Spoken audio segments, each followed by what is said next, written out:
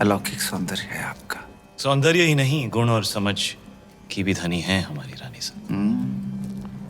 तो छोटी रानी साहब के जीवन में क्या अधिक महत्व रखता है, रूप या गुण? संभलिए रानी साहब, आपकी परीक्षा हो रही है। बताइए, रूप या गुण?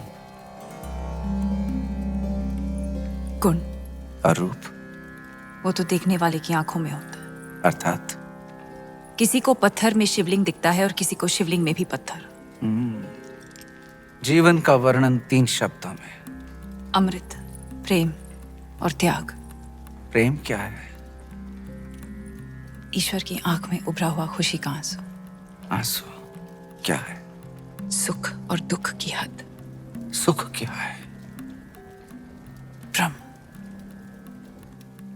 सुना है युद्ध नीति की भी जानकार है। जी। रणभूमि में सबसे बड़ा शस्त्र क्या है? हिम्मत। जीवन में सबसे कठिन घड़ी? परीक्षा के बाद परिणाम की। और सबसे बड़ी भेंट? आशीर्वाद।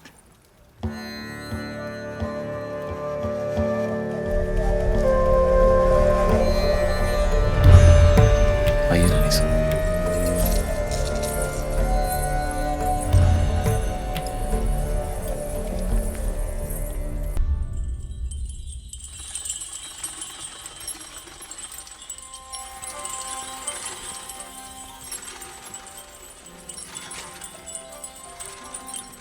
किस्मत देखी हमारी, गए थे सिंगल मोती लेने और आप हाथ लग गई।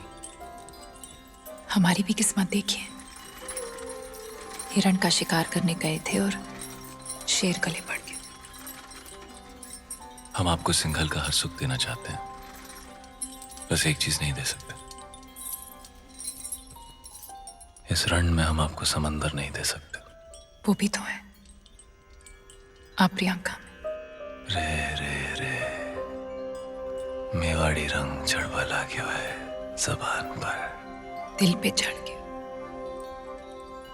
जबान क्या चीज है?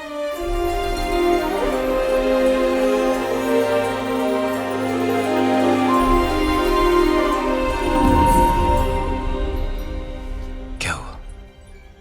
ऐसे लगा कोई हमें देख रहा है। चांद होगा, आपकी तारीफ से जल रहा होगा।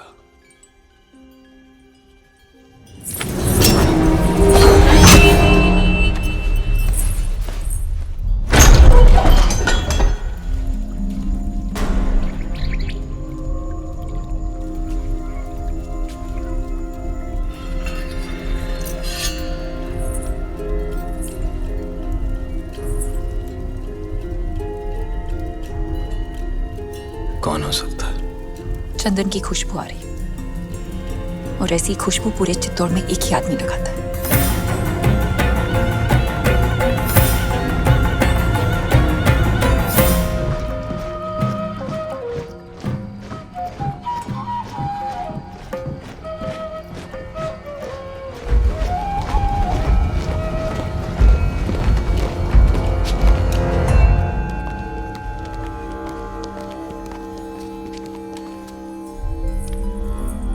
आधी रात में सिपाही भेज के इस तरह बुलाने का मतलब क्या है हुकुम? एक अपराधी को सजा देनी है राजगुरु। बस इतनी सी बात है। ये कार्य कल सुबह भी तो हो सकता था। अपराध संगीन है, निर्णय तो आज रात को ही होगा। कौन है अपराधी? आप। जिसकी पवित्रता की सौगंध सारा मेवाड़ खाता है वो अपराधी। जिसने रावल रतन सिंह को सिंहासन पर बैठना सिखाया है वो अपराधी। ऐसा क्या अपराध हुआ है हमसे हुकुम? जब रावल अपनी रानी साहब के साथ एकांत में थे, उन पलों को देखने की हिम्मत की है आपने। मनगढ़ंत। प्रमाण क्या है? सुजान सिंह, हुकुम।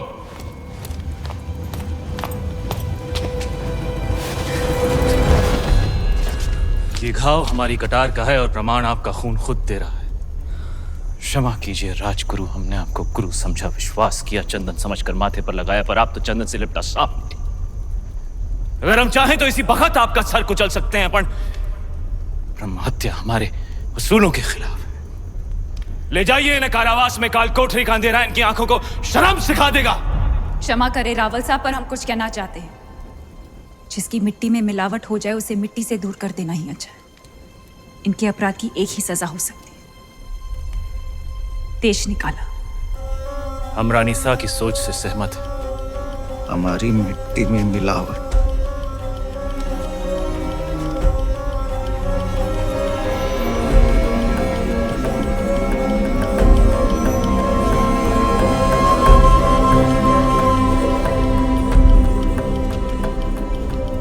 लो पी ली हमने अपमान की आग, लेकिन इस आग में जलकर चित्ता और राख हो जाएगा।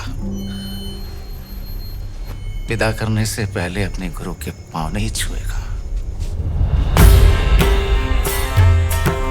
सुजान सिंह, हुक्म।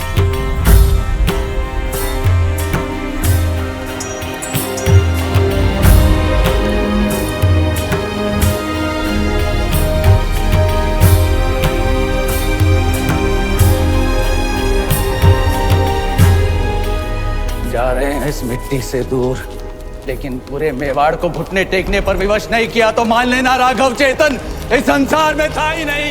एक विचार था जो हवा में विलीन हो गया।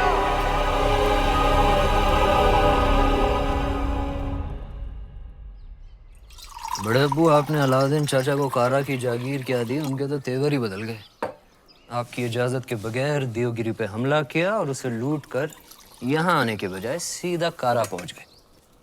इतात बेटे ने सही कहा। अलाउद्दीन न जाने कब आपसे बगावत कर बैठे। मैदान जंग में अलाउद्दीन अपनी तलवार चलाता है बेगम, और हम यहाँ बैठे बैठे सिर्फ अपनी जबान। बड़े अब्बू, हम बस इतना ही कहना चाह रहे हैं कि आप उन पर नजर रखिए। हमारी नजर में अलाउद्दीन सिर्फ हमारे खजाने की चाबी है, बस। हम कल ही करा जाते हैं। वो देवगिरी लूट कर आया है, हम उसको लूट कर आते हैं। सुभान अल्लाह, लाजवाब है तुम्हारा हुस्न, जिसने इन लोहे की जंजीरों को भी कीमती बना दिया। फिक्र मत करो, तुम हमारे हरम में बहुत खुश रहोगी जीताए। गुलाम हो तुम, सुल्तान नहीं। देवगिरी की राजकुमारी को तुम क्या खुश रखोगे? वल्लाह, हमारे इतने जुल्म करने के बावजूद भी इतना गुरूर। कायल हो गए हम तुम्हारे।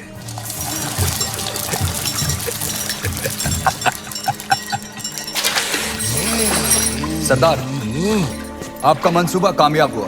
मरहबा। आप चाहते थे कि सुल्तान हिंद कारा आए, और वो आ गए। खिलजियों का परचम बुलंद रहे। यकीनन बुलंद रहे। ये अलाउद्दीन सुल्तान हिंद का इस्तेमाल करता है। खुशबाश, खुशबाश। खुशी भी हुई और हैरत भी। आप बगैर इत्तला किए अचानक कारा में कैसे?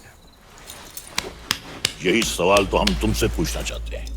देवगिरी लूट के सीधे दिल्ली आने के बजाय तुम यहाँ कारा में कैसे?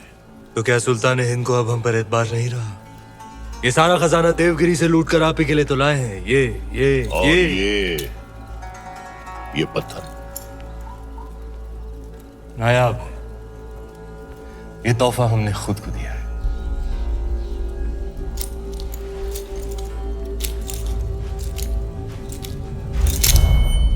वाह सुभान अल्लाह, इस बेशकीमती याकूत की असली जगह तो सिर्फ और सिर्फ सुल्तान हिंद का ताज है।